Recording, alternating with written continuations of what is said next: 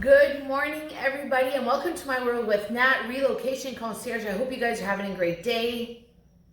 I didn't know this was going to happen, but Gaia decided and accepted to join me in an episode of Welcome to My World. So thank you so much for being here. Thank you for allowing me to come on your channel. So Gaia is actually a student that I had in my Teen Talk program at Isla Academy this year. That's how we met.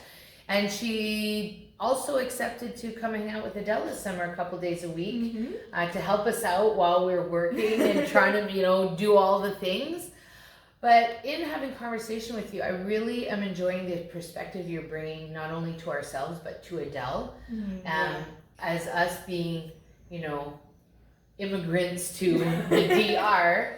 But you are Dominican. Yeah, I am. So though not born here, but you, like you biologically Dominican. Well, your dad is Dominican. Right. Exactly. So one of the things that I've loved watching your story, your mom has been posting, is that you had this wonderful, unique home. Oh, yes, we did. And just moved out. Moved out. And you've done something that, so your parents bought, but now you're renovating. Yes, we bought a property with a house on it already, and we have been in process of renovating that, and it has gone great so far. Not in a gated community. No. We are in what the Dominicans call the Campo, which is very far up the mountain, like nothing is around there, that's for sure. So yeah, we're very desolate. Desolate, yeah. Definitely. And I guess part of that conversation we had last week was, this is an option.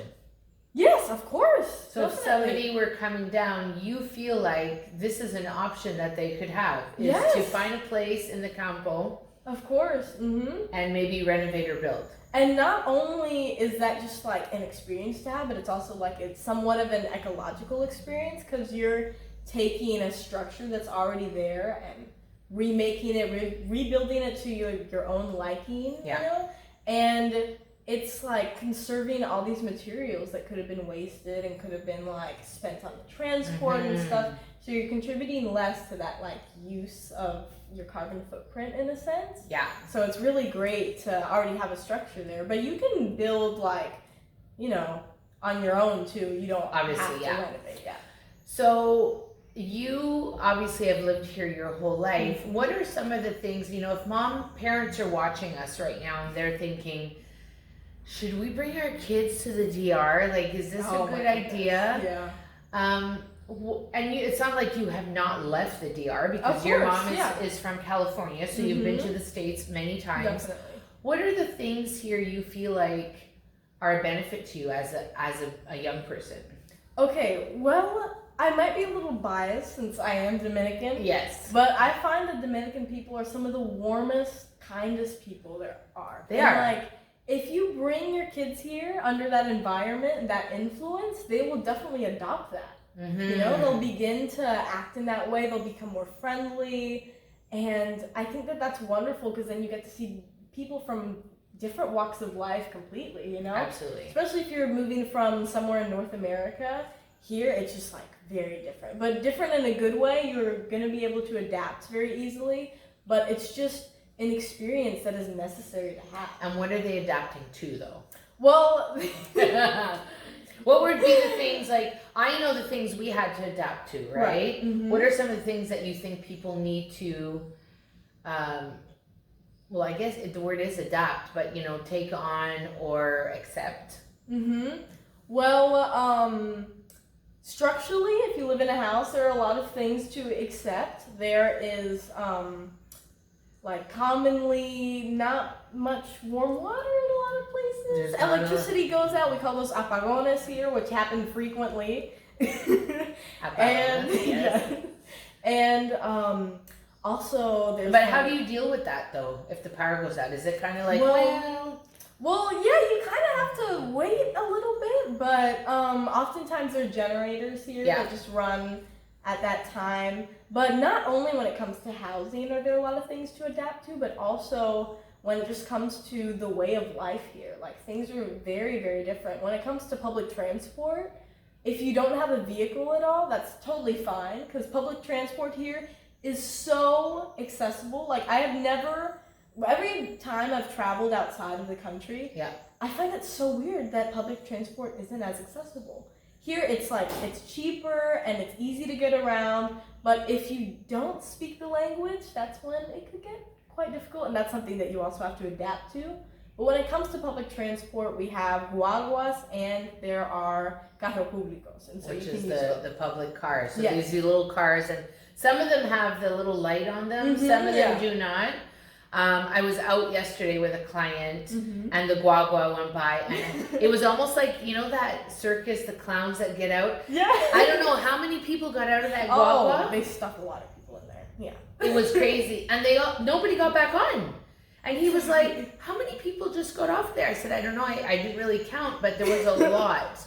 And it's about, what is it, about 35 pesos, 50 pesos? Yeah, something super cheap wherever you want to go. Like, for example, from here to Rio San Juan, which is a bit of a way, it's like, I remember paying 100 pesos, which is equivalent to $2. Yeah, about $2. Yeah. And Rio San Juan, it's like maybe an hour and 30 minutes away from Yeah, it's so about 90 minutes from Cabarete, absolutely. That's a pretty good deal, because what you're saying that in North America, it's not accessible, like you have to have a pass, you have to pay for a ticket. Exactly, and you have to like wait at a specific bus station at a specific time. It's like, here you just stand on the side of the road, wave your arm. Yeah, you wave one down. You got to get the wave down. Exactly. Yeah, the wave down. And then once you do that, it's just like, it's so easy to get from place to place. As long as you know certain keywords like 50 pesos and stuff like that. Yeah, and be open to the experience. Of course. Yeah. I fully admit, never taken a guagua. Really? Well, yes. When you say you have to be open to the experience, that's definitely something that you have to... Yeah, and I know tons of people have done it. Yeah, but it is like, it's very unfamiliar for a lot of people, so they just choose not to do it, which is totally fine, you know, whatever you'd like to do. But guaguas especially are kind of not as comfortable. Yeah. Because it's like you said, 20 people. They pack them in. Oh, yeah. There's like people sitting on each other's laps. It's very different from the North American like bus experience. Yeah. So okay, so let's come back to the language part. Yeah. This one is all, people have asked me, do I need to speak Spanish to be here? No. You don't actually, because for the most part, I want to say a lot of people accommodate because they understand it's a high tourist area. Yeah. High expat area, so people can get by on speaking English alone. But it would be fair to say that I tell clients, if you can at least learn the basics, the polite ones, you know, the politeness words, I think that's helpful. Yeah, of course, because it's like, well, also don't expect that with every country. No, that's a big thing. No. Just a disclaimer is like, don't expect that with every country, because this is like a very rare instance where most Dominicans know at least like 40% of English words. You know, they've used a lot of that vocabulary because this is such a tourism like booming industry there is here. And so you're gonna be completely fine, but it would be nice for you to know the basics, you know, the things that everyone should know, and just like keywords. If you're working in a specific job, like really learn the basics of the vocabulary that you need to run that job. You know what I mean? Like if you're, for example, a gardener, like learn the specifics of like plantas, flores, you know what I mean? Like that very basic kind of use of to those be able words. to communicate. Absolutely. And then there's Google Translate. Yeah, there's that too. That will hook you up anytime you need it. Okay, so language, buses. What about, and you talked a bit about infrastructure, housing and whatnot. So what are some of the things that, you know, even though you've been here your whole life, that still shock you, or still you're like, oh, really? Like, really? Is there anything? Well, there are certain things when it comes to the infrastructure that I find really strange, like really bizarre design flaws, are like when there is a lot of rain. Yeah. The way houses are built to like combat flooding is so weird to me, because everything is like very low unless you live on a house that's like raised up. So, for example, back in 2017, 2016, we had some of the worst rains that this country has ever experienced. And it was really bad, and the infrastructure was really being tested, and it was proving that it wasn't as good when it comes to the flooding. But thankfully, this country is kind of like a temperate rainforest climate. So yes, there is a lot of rain. We do have a lot, but it's not as common. So we don't get flooding all the time, you know? Well, one of the things I noticed in one of the areas we used to live in, the infrastructure for rain that did not sustain it was that there's no gutter system, there's no sewage system. Yeah. So the water would go down the side of the road, and then if it had nowhere to go, it just overflowed onto the road, right? And created, and then brought all the mud and the clay onto the road because it just has nowhere to go. Right. So that was something I noticed that was not, helpful to draining the water has nowhere to go. Right. Basically. That's true. However, it's so hot that it just sort of dries up. Yeah. Almost instantly. It's crazy because it's like you get this really, really like big amount of rain, and then it's just gone suddenly. Because it's just, people say here that the weather changes every 10 minutes. It's true. And it is genuinely true. Like, it is true. It was raining just a second ago. Now the sun's out. It's crazy. It is. Yeah. Okay, anything else that you're like, besides the infrastructure, like, really? Can we not do better? Well, there is one thing that has kind of always frustrated me is the botellones, which is something to get used to, are these enormous bottles, these jugs that you have to carry around, and that's for the water? Yes, and that's the only potable water, unless you use like bottled water, which is not very sustainable. I would not recommend that. So you eventually have to always use the botellones, which is kind of annoying because they're really heavy, and every time you get one, you have to return it back to the colmado that you get it from. Colmado is like a corner store and like a bodega type thing. But you have to always return them, and it's get a full one. Yeah, and it's just a hassle because it's like, it's not accessible, it's not easy to use. And where's this water coming from? Well, do we know? We do, yeah. There is in like a spring up by my house, actually. Yeah. If you go up that road more, there's like a huge spring called Corra Plata, and that's where we get all our water from. Yeah. And it's completely clean water. Like, oh, yeah. Yeah. But I understand what you're saying. It has to be delivered. You have to pay for it. Yeah. That's the other thing, too. You do. In North America, we don't pay for water. I mean, you pay for water if you choose to buy it. Right. But, I mean, for the most part, the water coming from the tap is safe to drink. That's something I find weird when it comes to North America. I've always found that really strange. I was like, why are people drinking from the sink? Because here, it's not something you do. You can't. No. I found out the hard way once. Yeah. Okay, so I'd love to know from you, like, what are the things, like, people are coming to visit, they haven't decided to make this move yet. What are some of the things that you, like, that they need to see or experience? Okay, yeah. Well, something I would greatly recommend is when tourists come here, they're just all about, like, resorts. Let's go to, like, the big hotels and the pristine beaches where nothing looks like it's different. That's not the real Dominican. No, right? Absolutely not. Yeah. Please go into the neighborhoods, meet the people, go buy the fruit truck every once in a while, buy, different things that you would never buy usually. Step out of your resort area and like experience much more than just that little like bubble. Because you're not really experiencing the country if you just stay in your hotel room the whole time. And it goes without saying that if you're choosing a resort because you just want to do nothing for 7 days, that's fine too. Yeah, that's totally okay. But somebody said to me just recently, oh yeah, I've been to the Dominican. Well, if you've been to a resort, that's not going to the Dominican, right? I think for us, we are really, where we now are located, are experiencing more of the Dominican, just being so close to Callejon. Exactly. And going into that area and buying from people and speaking. And I feel very comfortable there. I feel like, I don't want to say like we're part of the community, but I feel like but you don't feel like unsafe. You feel like you have a chance to belong, and that's available to you. Absolutely. Yeah. Okay. Last thing I want us to talk about is you go to school here. Yes. obviously this is probably your only school experience. You haven't really experienced anything elsewhere. I've never been to like a school in the U.S. Yeah. You know? Yeah. So what is it that you appreciate about where you go to school, or the way school is taught? And Gaia does go to Isla Academy, and that's where Adele goes to school too. So it's not about being unbiased or, or being biased about, but I think parents might want to know why did your parents choose this school, or why, what do you appreciate about going to that school? Well, when it comes to Isla specifically, it's just like, not only is it different from the normal Dominican way of like schooling, but it's different from every kind of like schooling experience.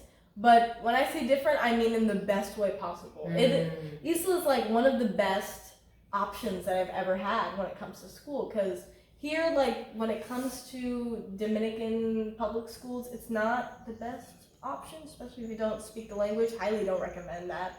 But there are you so could have many gone options. to a Dominican school. Yes. Yeah. Yes. You can. But if you speak Spanish, that's a great option.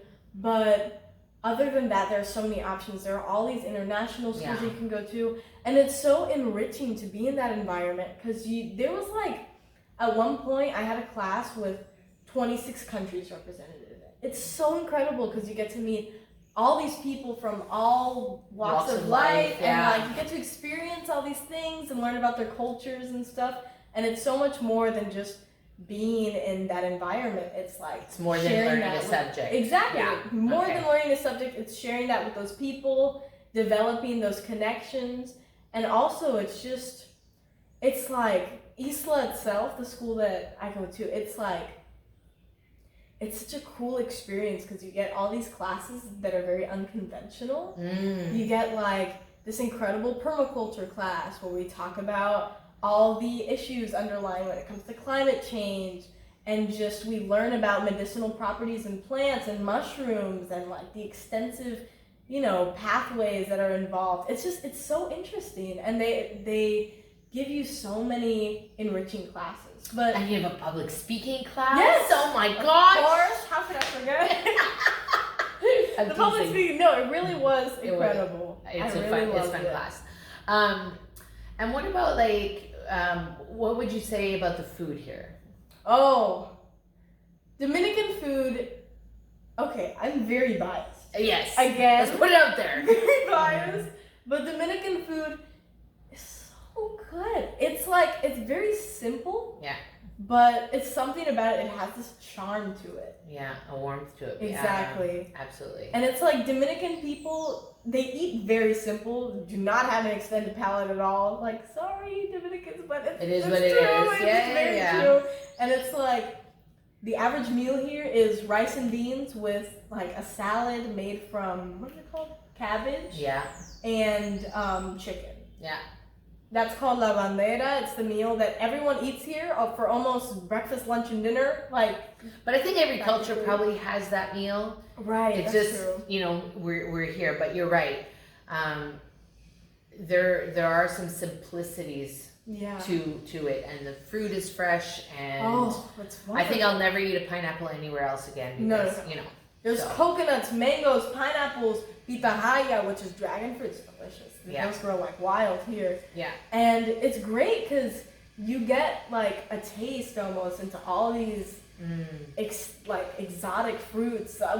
What people from North America view as exotic. When you've lived here for a long time, it is what it is. Yeah. Just your average, But there's papayas. There's like all these incredible. Do you like papaya?